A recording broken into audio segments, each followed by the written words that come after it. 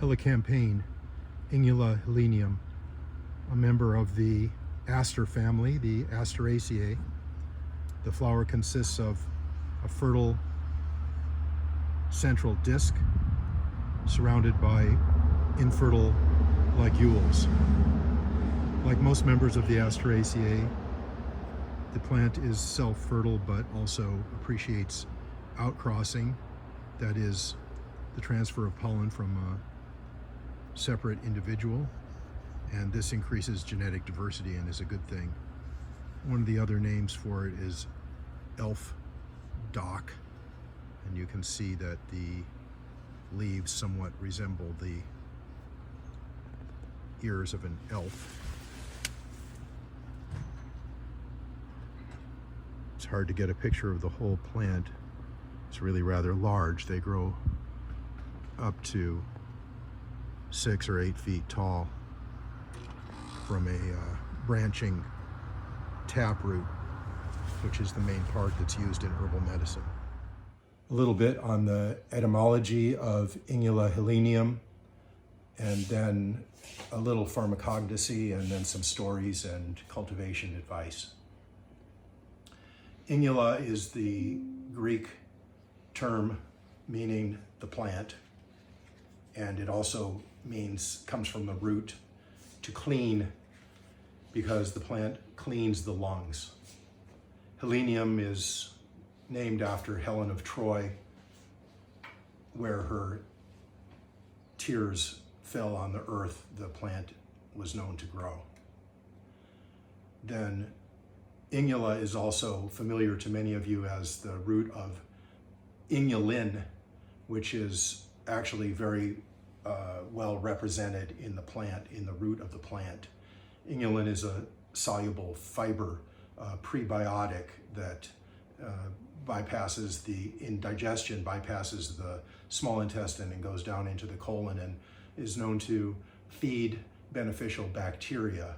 It's a polysaccharide, a long chain sugar, polar compound, and so it is water soluble. And in herbal pharmacy we say like dissolves like, so that means that the inulin that is in the plant is dissolved in water, easily dissolved in water.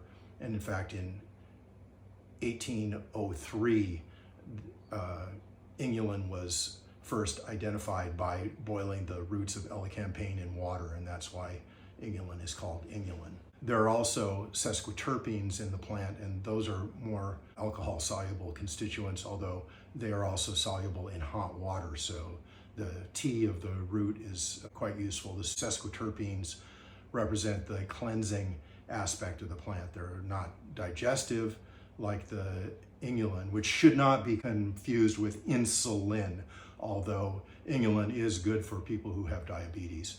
The sesquiterpenes, several really strong ones, are kind of typical in the Asteraceae, like the active compounds in arnica are also sesquiterpenes. But in this case, with the elecampane, the activity is a deep-seated cleansing of the lungs, and this can cause the expectoration of yellow mucus matter, which causes coughing. When you cough, it's just your body trying to expel mucus from the lungs and bronchi. So elecampane loosens that all up, has an antimicrobial influence, it kills the infection, and therefore is a great antitussive, a great anti-cough compound. Now, one thing I wanted to show you was see the leaves of this one that's grown in the full sun, then look at the leaves of one that's grown in the shade. And so you have this situation where there's plant intelligence, where the plant itself is increasing the surface area of its leaves in order to regulate the amount of sunshine that it gets, and plants eat light. Stories.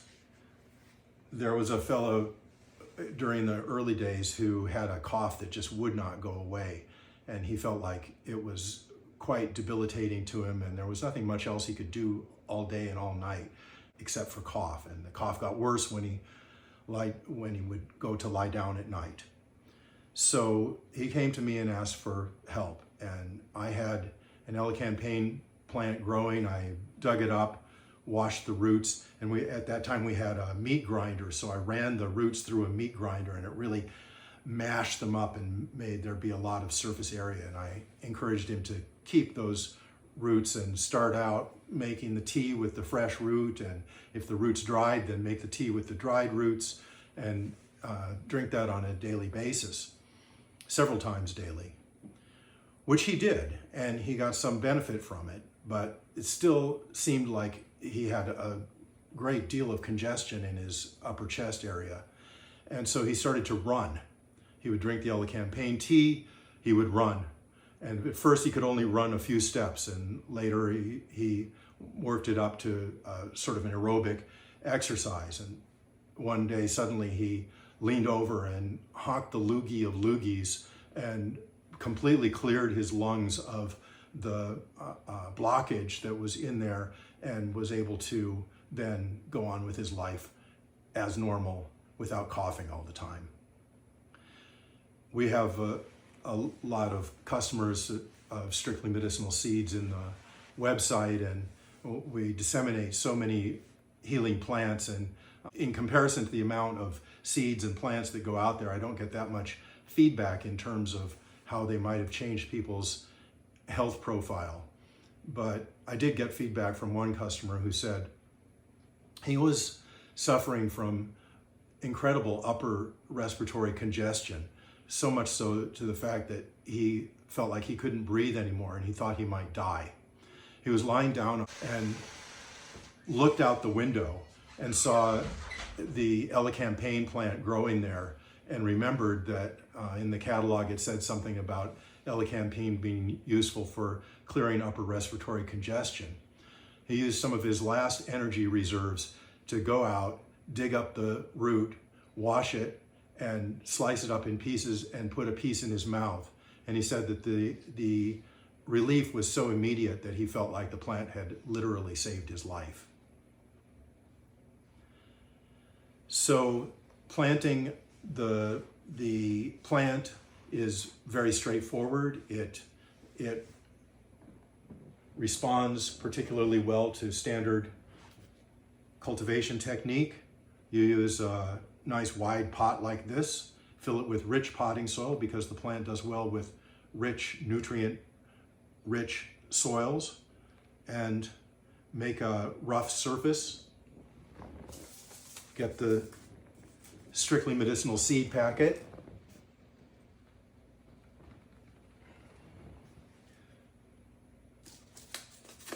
Open it up.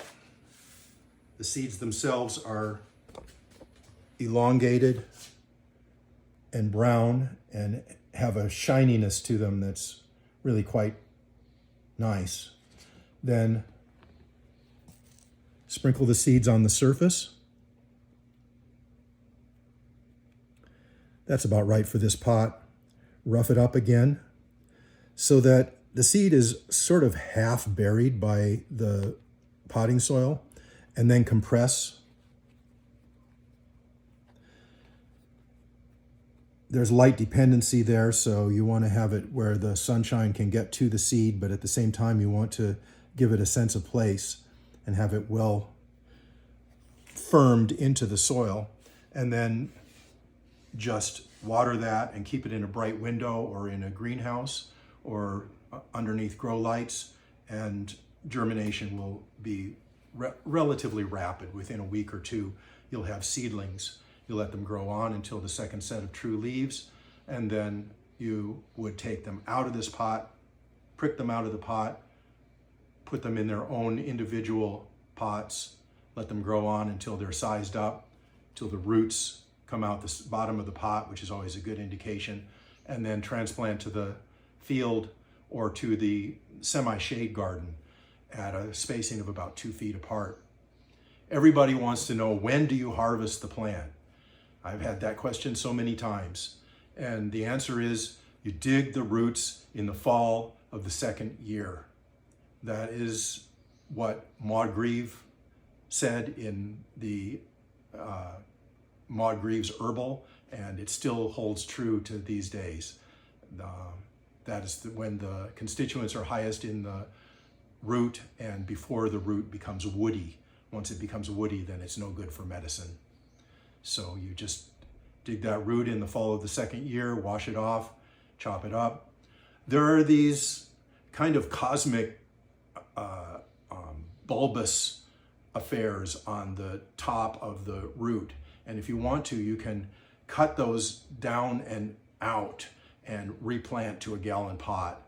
And those will then throw up a new plant. So that's a way to propagate from crown cuttings, which is very useful.